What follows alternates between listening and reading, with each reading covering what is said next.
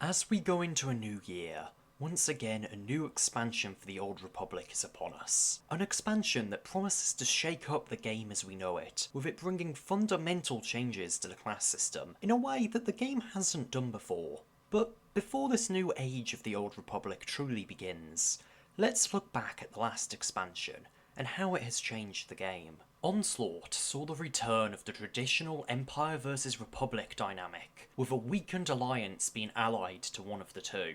The story picks up not long after the Empire's assault on Ossus, with the Republic rushing to complete the advanced Meridian shipyard on Corellia, while the Empire amass a giant fleet to destroy it. This fleet is led by a newly returned Darth Malgus, who the Empire's leadership is keeping on a tight leash using cybernetic enhancements, which prevent him from disobeying them. Probably for the best, considering what happened the last time he was left unsupervised. This is also the first time since Rise of the Hutt Cartel that a new expansion story is different depending on whether you are playing as an Imperial or Republic character, while you are forced to play from the perspective of your original faction.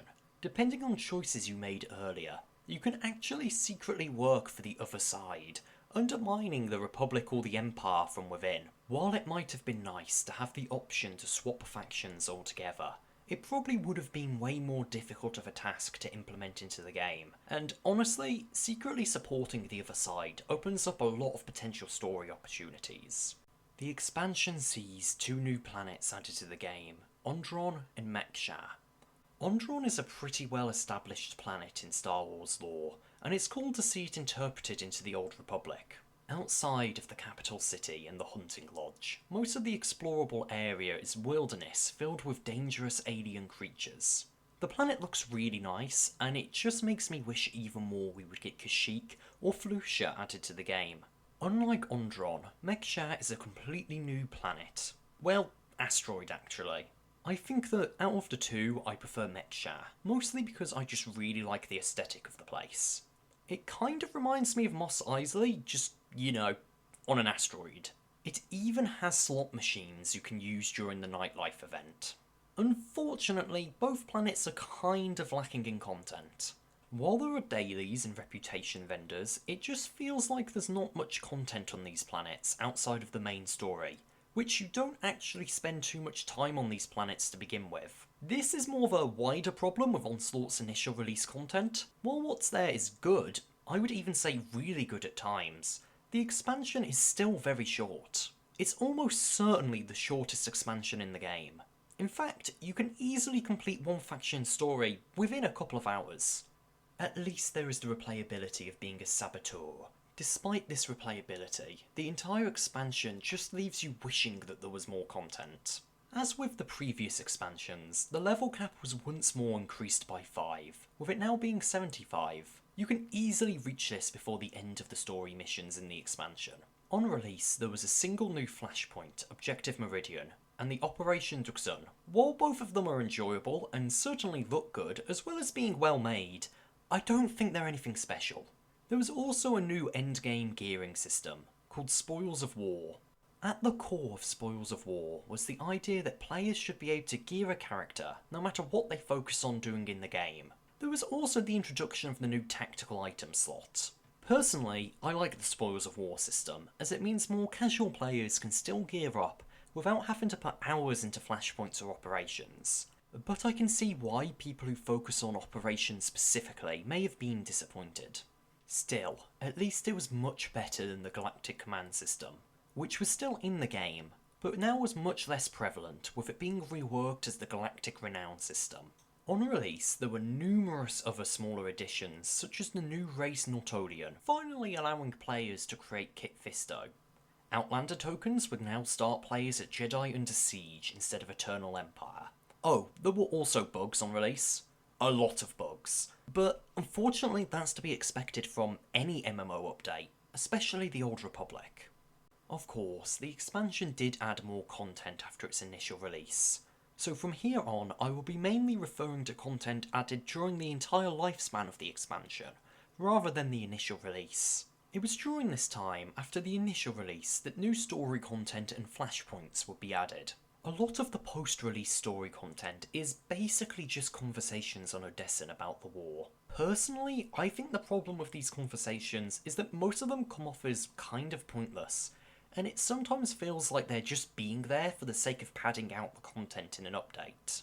The biggest non-Flashpoint content added post-release was a storyline where your character, alongside companions from the Jedi Knight story, helps Atil Shan to banish the final part of Valkorion, killing him once and for all. I swear that Valkorion has died for real so many times now, but at least this feels like the last time we will have to deal with him. While the actual mission is fun, I feel that once again using Valkorion as a plot device waters down defeating him during the last expansion, even if this is only a fragment of him. Following on from this, there was the Spirit of Vengeance Flashpoint, which focused around a Mandalorian civil war and the Alliance coming to the help of Shae Vizsla to save one of her capital ships. While the concept for this Flashpoint is really good, I'm not the biggest fan of the execution of it. This might just be because I remember it being buggy on release, but honestly, I didn't have fun playing through the Spirit of Vengeance, despite it being a good concept. The second Flashpoint was the Secrets of the Enclave, which saw players trying to find out what it is Darth Malgus is up to, since he once again broke free of the Empire's grip.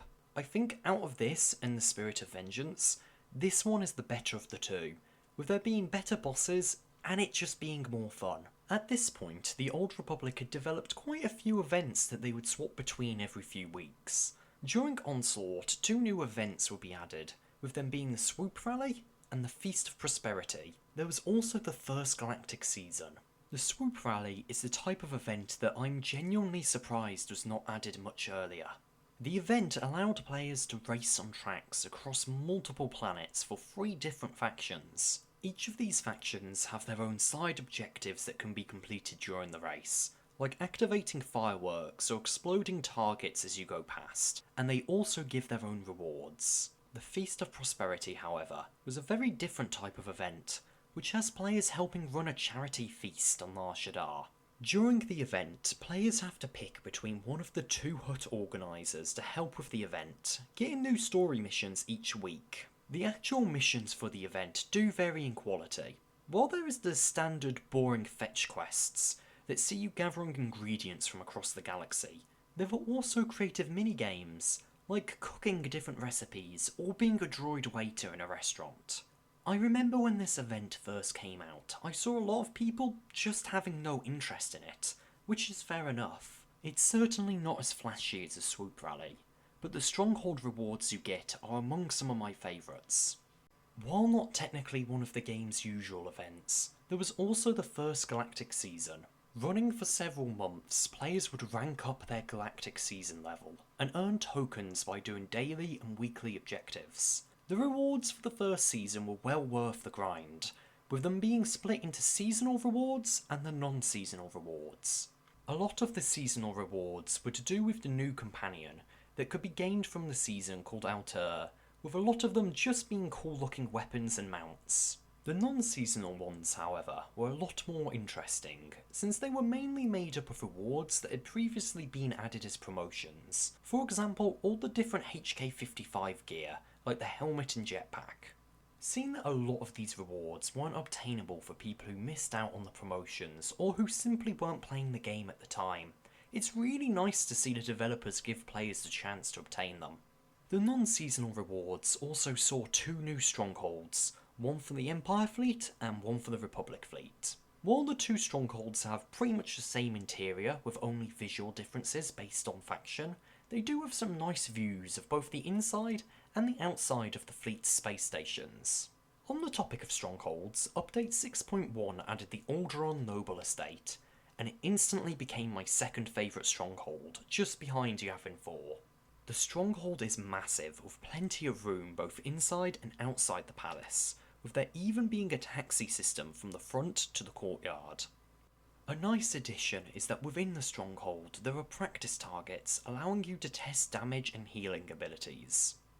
Visually, the stronghold looks great, with there being some really nice views and some hidden areas. It even has a pretty simple questline with it, which when completed would unlock the Killik tunnels and some Killik decorations.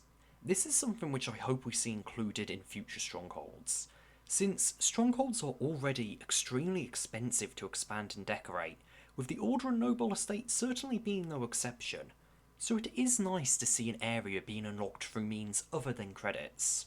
The conquest system would get retweaked and rebalanced a fair amount over the course of the expansion.